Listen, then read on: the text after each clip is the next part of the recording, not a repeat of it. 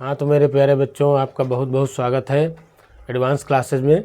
हम लोग आज क्लास 10th मैथ का एक मोस्ट इम्पॉर्टेंट क्वेश्चन डिस्कस करेंगे, जो कि आपके बोर्ड परीक्षा में कई बार पूछा गया है और आगे आने वाली जो बोर्ड परीक्षा 2025 की है वो उसमें भी पूछे जाने की संभावना है। और ये क्वेश्चन अगर आप तैयार कर लिए तो 4 नंबर आपके पक्के हो जाएंगे, एकदम कन्फर्म समझ लीजिए। ठीक, तो आइए शुरू करते हैं। क्वेश्चन क्या है?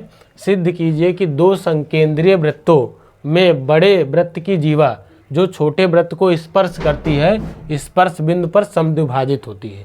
ठीक, क्या हमको प्रूफ करना है कि दो संकेंद्रीय वृत्त हैं, उनमें जो बड़े वृत्त की जीवा छोटे वृत्त को क्या कर रही है? स्पर्श कर रही है। तो हमको ये बताना है कि स्पर्श बिंदु पर समद्विभाजित होती है ना। अब दो तीन पॉइंट पहले समझ लेते हैं। संकेंद्रीय वृत्त क्या होते हैं? तो ऐसे वृत्त जिनके केंद्र समान हो, ऐसे वृत्त जिनके केंद्र समान हो क्या कहलाते हैं? संकेंद्रीय वृत्त कहलाते हैं। ठीक, और समद्विभाजित का मतलब होता है कि बराबर भागों में बांटना, बराबर दो भाग ना। सम मतलब समान, द्वि मतलब दो, भाजित मतलब विभाजित होना, तो दो बराबर भागों में बट जाना, इसको बोलते हैं समद्विभाजित। ठीक, तो यहाँ पर आइए शुरू करते हैं बहुत ही सिंपल तरीके से। तो जो है दो वृत्त बनाते हैं जिनके केंद्र समान हो, अर्थात संकेंद्रीय वृत्त बना लेते हैं।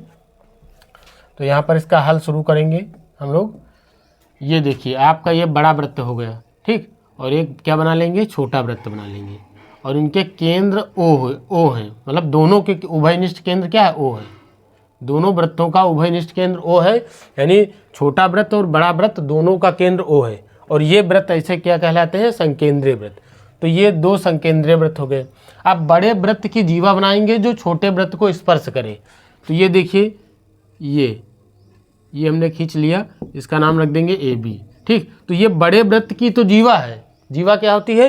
वृत्त में वृत्त की परिधि पर दो बिंदुओं को मिलाने वाली रेखा क्या कहलाती है? जीवा कहलाती है।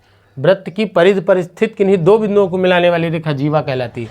तो ये ए बी बड़े वृत्त की जीवा है, परंतु छोटे वृत्त की क्या है? स्पर्शी है, यानी कि ये बिंदु पी पर क्या कर रही है? स्पर्श कर रही है। छोटे वृत्त को स्पर्श कर रही है बिंदु पी पर, जबकि बड़े वृत्त की क्या है? ये जीवा है बी, है ना।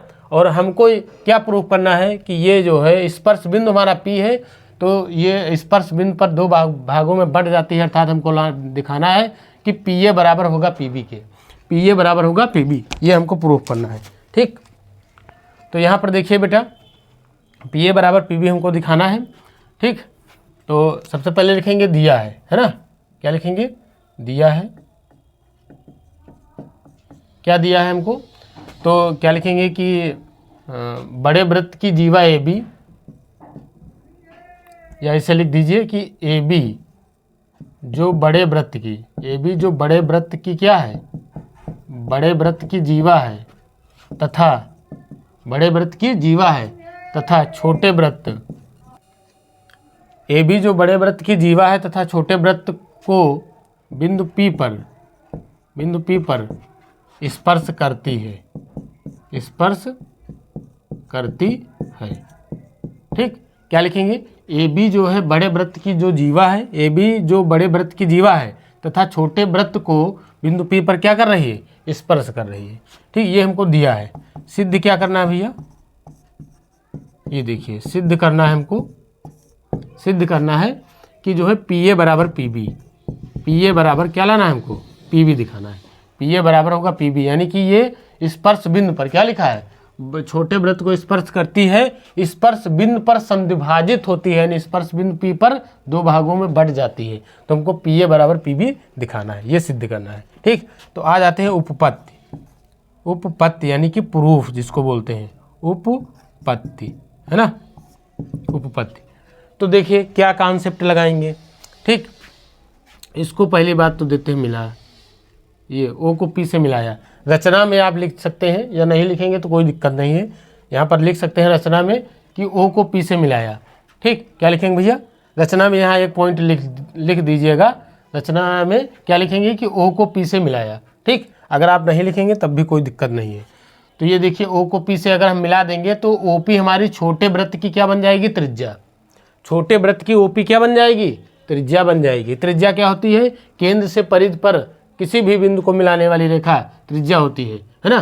तो ये देखिए ओ को पी से मिलाया तो ये OP जो है छोटे वृत्त की क्या है, त्रिज्या है। ठीक, OP छोटे वृत्त की त्रिज्या है, जबकि AB जो है वो छोटे वृत्त की स्पर्शी है। तो आप जानते हैं कि जो त्रिज्या होती है किसी वृत्त की त्रिज्या उसकी स्पर्श रेखा पर लंब होती है ना। क्या होती है, लंब होती है।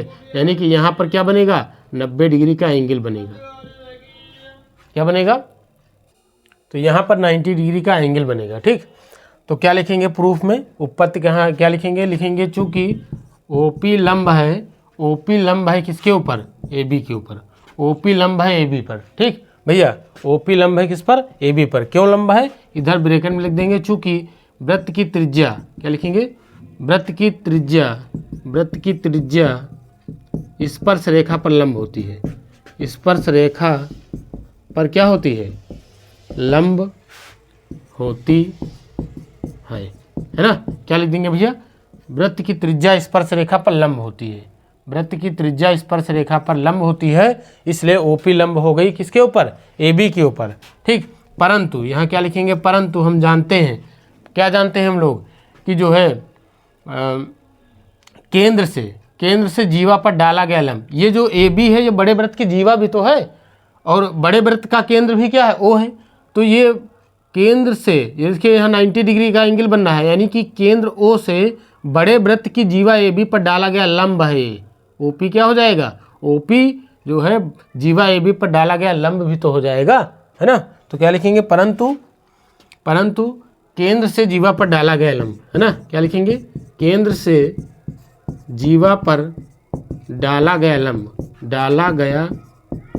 लंब जीवा को क्या करता है, जीवा को समद्विभाजित करता है। जीवा को क्या करता है, समद्विभाजित करता है ना। क्या लिखेंगे भैया, जो है परंतु केंद्र से जीवा पर डाला गया लंब, केंद्र से जीवा पर डाला गया लंब जीवा को क्या करता है, समद्विभाजित करता है। तो ये देखिए बड़े वृत्त का केंद्र O है और बड़े वृत्त की जीवा AB है, और ये जो OP है बड़े जो क्या है, केंद्र से जीवा पर डाला गया लंब ही तो है, क्योंकि यहाँ एंगल 90 डिग्री का बनना है, इसलिए AP बराबर क्या हो जाएगा, या PA बराबर PB हो जाएगा। अतः हम कह सकते हैं,